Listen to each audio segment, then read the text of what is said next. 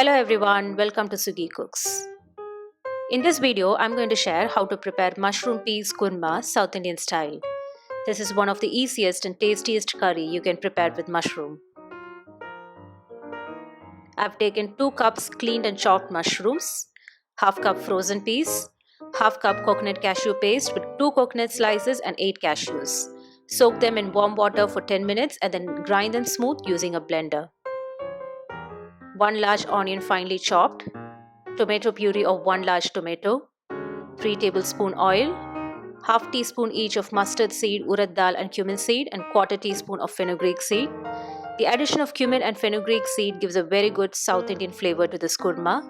I also include them in my sambar and most of other South Indian curries. For the spice powders, I've taken quarter teaspoon turmeric powder, half teaspoon chilli powder, 2 teaspoon coriander powder and quarter teaspoon garam masala. 1 tablespoon freshly grated ginger and garlic, 1.5 teaspoon salt and few fresh curry leaves. In a cooking vessel, add oil and the tempering ingredients. Add chopped onions and fry for a minute.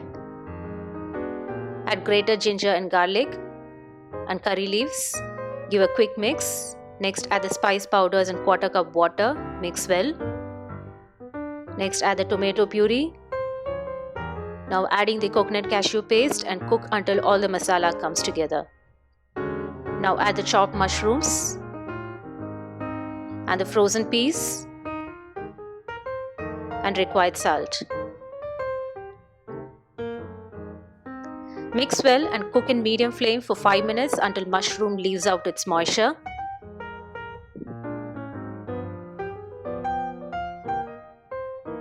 Then add required water for the gravy.